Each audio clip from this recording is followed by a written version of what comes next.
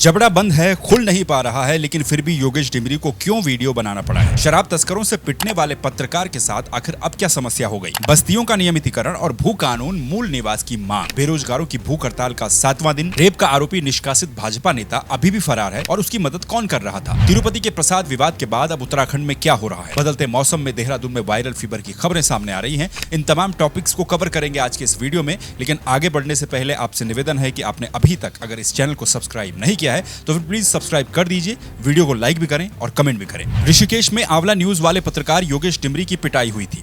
अवैध शराब के तस्करों ने योगेश डिमरी को बुरी तरह से पीट दिया था क्योंकि वो इसका खुलासा कर रहे थे, जिसके बाद काफी ज्यादा हंगामा भी हुआ था। इस हंगामे के बाद जनता के दबाव में आकर के सुनील गंजा नाम के आरोपी को पुलिस ने आखिरकार पकड़ लिया, गिरफ्तार कर लिया।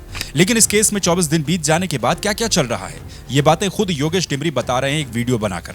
योगेश डिमरी ने एक वीडियो बनाया है। बेचारे योगेश डिमरी के जबड़े का इस वक्त इलाज चल रहा है। उनका जबड़ा खुल नहीं रहा है, जॉइंट्स उसमें लगे हुए हैं, लेकिन उसके बावजूद भी उन्होंने पूरी कोशिश की है वीडियो बना करके ये कहने की आखिर अभी क्या हो रहा है। वीडियो में कुछ संगीन आरोप भी लगा रहे हैं पुलिस के ऊपर। योगेश डिमरी का कहना है कि जिस व्यक्ति ने मेरी वीडियो बनाई थी, जब योगेश डिमरी मार खाकर के जमीन पर बैठे हुए थे और वो वीडियो हर जगह पर चला भी है, जिसने वो वीडियो बनाई उस व्यक्ति ने ये बताया है कि एक आरोपी को उसने बाहर देखा है जो कि घूम रहा है और वो आरोपी उसे घूर भी रहा था, जिससे मुझे खतरा महसूस हो रहा है। योगेश डिमरी आरोप लगा रहे हैं कि पुलिस पिछले 24 दिनों से आखिरकार कर क्या रही है। जनता के दबाव में आकर के पुलिस ने उस वक्त 2 लोगों को पकड़ लिया था, जिसमें सुनील गंजा भी शामिल था, लेकिन उनको मारने वाले 10 से 15 लोग थे जो कि अभी भी बाहर घूम रहे हैं। ये लोग शराब के तस्कर हैं, ये खुलेआम बाहर घूम रहे हैं, इन्हें किसी का डर नहीं है, बल्कि अब इन लोगों से खुद योगेश डिमरी और जिन्होंने योगेश डिमरी की मदद की थी उन लोगों को डर लग रहा है। योगेश डिमरी का कहना है कि या तो पुलिस बिक गई है या तो विधायक मंत्री ने दबाव बना रखा है कि उनके वोटर्स को कोई छेड़े ना, क्योंकि उन्होंने दोबारा अवैध शराब की तस्करी का काम शुरू करना है। बोलने की स्थिति नहीं है, लेकिन फिर भी बोलना पड़ रहा है। अभी तक पुलिस ने कई लोगों के बयान ही दर्ज नहीं किए हैं। जिसने वीडियो बनाई उसका बयान भी नहीं हुआ, जिस पार्षद ने योगेश डिमरी को बचाया, उसे अस्पताल पहुंचाया, उसका बयान भी नहीं हो पाया है। पूछने पर पुलिस वाले ये बता रहे हैं कि उन लोगों का फोन ही नहीं लग रहा है, कभी कहते हैं कि वो लोग मिल ही नहीं रहे हैं। ये सब बातें योगेश डिमरी बता रहे हैं अपनी इस वीडियो में। स्थिति में नहीं हूँ, फिर भी मजबूरन बोलना पड़ रहा है क्योंकि हमारी कानून व्यवस्था, हमारे प्रतिनिधि, हमारे विधायक मंत्री हमारे खिलाफ हो गए हैं। ठीक उसी प्रकार जैसे अंकिता मामले में अंकिता के खिलाफ हो गए थे, ठीक ऐसे ही हमारे खिलाफ हो गए हैं और अपराधियों के साथ मिल गए हैं। ऐसा मुझे इसलिए लग रहा है कि अभी अभी मेरी जो हमारे जांच अधिकारी हैं, जो हमारे मामले में जांच कर रहे हैं, कविंदर राणा, जो आईडीपीएल पुलिस चौकी में इंचार्ज हैं, उनसे बात हुई। क्योंकि उससे पहले मुझे आकाश का फोन आया था, आकाश जाटव का, जिसने वीडियो बनाई थी हमारी, जो हम लोग पीट रखे थे और हम बैठे हुए थे। उसने साहस करके वीडियो बनाई, साक्ष्य इकट्ठे किए, सबूत इकट्ठे किए। उसका फोन आया कि मेरे को अभी एक आरोपी दिखाई दिया, वो मेरे को घूर घूर के देख रहा था, ऐसे देख रहा था जैसे मुझे मार देगा। यानी जिसने वीडियो बनाई उसकी जान को खतरा है और हमारी पुलिस 24 दिन से सो रखी है। जनता के दबाव में, आपके दबाव में अभी तक 2 ही आदमी को पकड़ा है। 10 से 15 लोग अभी खुलेआम घूम रहे हैं, बेफिक्र घूम रहे हैं और पुलिस को कोई चिंता नहीं है। या तो पुलिस इनके हाथों में बिक गई है या हमारे माननीय विधायक मंत्री जी ने इन पर दबाव डाल रखा है कि मेरे वोटर, मेरे समर्थक, मेरे फाइनेंसरों को कोई कुछ ना करे, कोई छेड़े ना, क्योंकि इन्होंने दोबारा काम स्टार्ट करना है और दोबारा से मेरे को महीने देना है। ये स्थिति हो गई है आज हमारी स्थिति, इसलिए जुबान बंद है, बोलने को मजबूर होना पड़ रहा है। क्योंकि हमारे साथी जिन्होंने वीडियो बनाकर हम पर एहसान किया है, उनकी जान को खतरा है।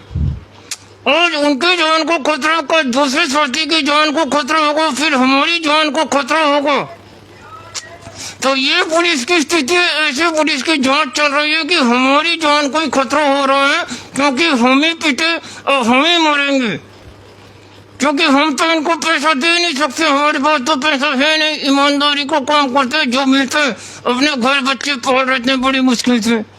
लेकिन ये जो अवैध धंधे करते हैं, ये मोटा माल हर महीने कहते हैं इनको, इसलिए ये सारा सिस्टम उनके साथ हो रखा है। इसलिए कविंदर राणा ने, जो जांच अधिकारियों एडीपीआई चौकी इंचार्ज, अभी तक न आकाश को बयान लिया, जिसने वीडियो बनाई ना उसका बयान लिया, न राजेंद्र प्रेम सिंह बिष्ट जो पार्षद है, जो मुझे बचा के लाए, मुझे अस्पताल पहुंचाया, उनको भी बयान नहीं लिया।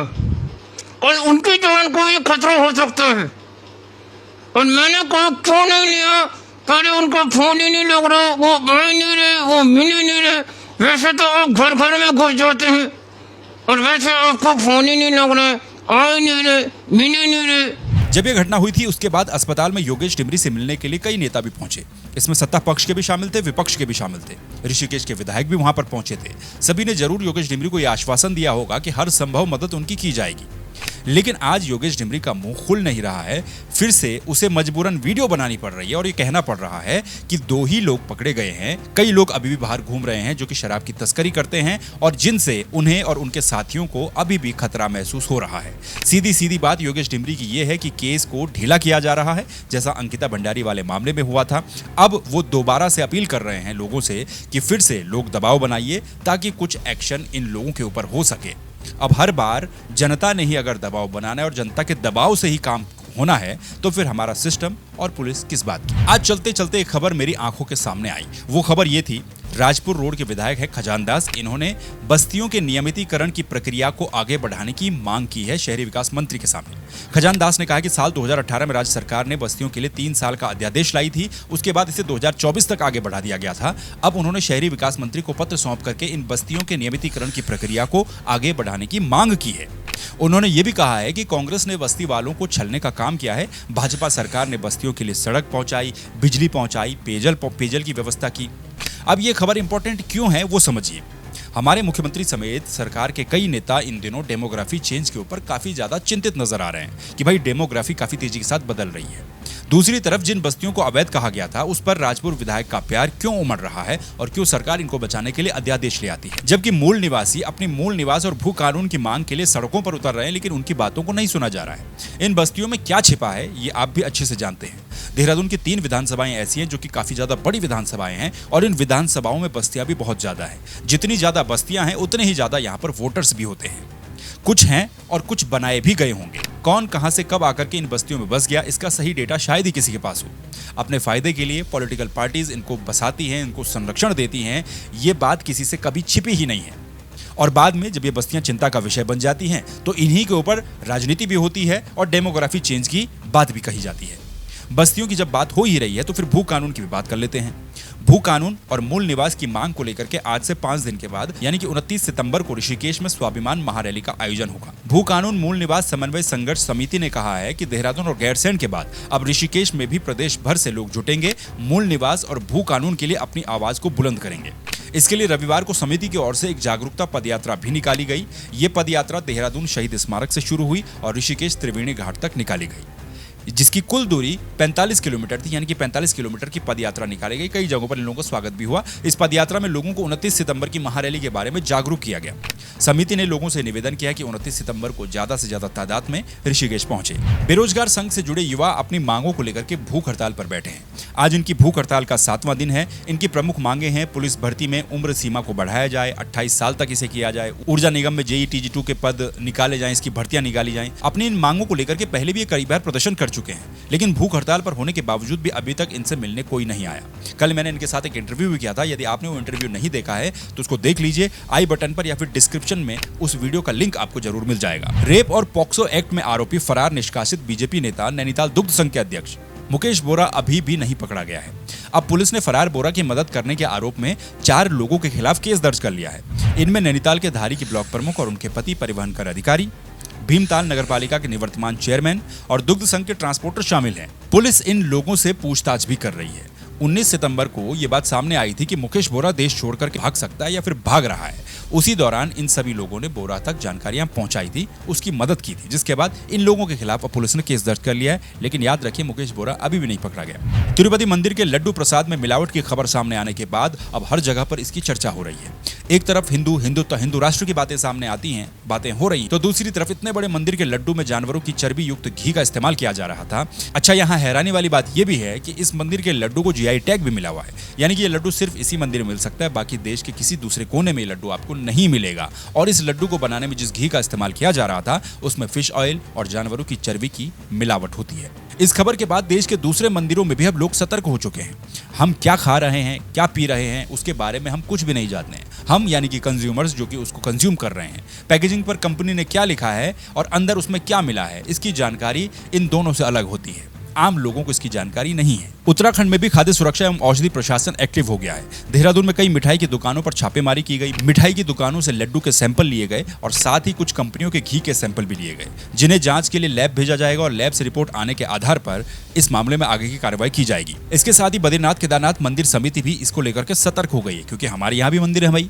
मंदिर में मिलने वाला प्रसाद और मंदिर में लगाया जाने वाला भोग शुद्ध हो, इस पर कड़ी नजर रखी जाएगी। बीकेटीसी के अधीन आने वाले मंदिरों में भोग और प्रसाद की शुद्धता बनी रहे, इसके लिए मानक बनाने पर भी सहमति बनाई जा रही है। अगर आप भी देहरादून में रहते हैं तो फिर बदलते मौसम का असर आप अपने आसपास जरूर देख रहे होंगे। इन दिनों देहरादून के लोग वायरल फीवर समेत गले में संक्रमण, खांसी, जुकाम और बदन में दर्द से बेहाल हैं। इसके साथ ही डेंगू, मलेरिया, चिकनगुनिया जैसे मरीज भी सामने आ रहे हैं। दून हॉस्पिटल में हाल ये है कि कई तरह के वार्ड मरीजों से फुल हो रहे हैं। बदलते मौसम का असर सिर्फ बड़ों पर ही नहीं बल्कि बच्चों पर भी दिखाई दे रहा है। बच्चों के भी बीमार पड़ने के मामले लगातार बढ़ रहे हैं। इसीलिए अपनी इम्यूनिटी पर ध्यान दें ताकि आप बीमार ना पड़ें और आपको अस्पताल ना जाना पड़े। ये थे आज के टॉपिक्स। आपका क्या कहना है इन टॉपिक्स के ऊपर कमेंट करके जरूर बताइएगा। इस चैनल को सब्सक्राइब कर दीजिए अगर अभी तक नहीं किया है। वीडियो को लाइक करें। फिर आपसे मुलाकात होगी किसी दूसरे वीडियो में किसी दूसरे टॉपिक के साथ। तब तक के लिए नमस्कार, अपना ख्याल रखिए।